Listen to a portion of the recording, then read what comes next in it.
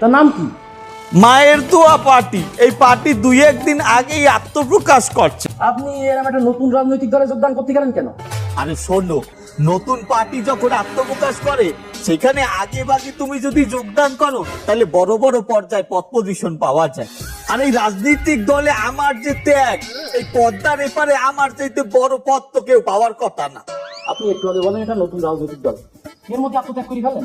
ওরে এত তাড়াতাড়ি তো মল ত্যাগ আর বায়ু ত্যাগ ছাড়া কিছুই করা যায় না।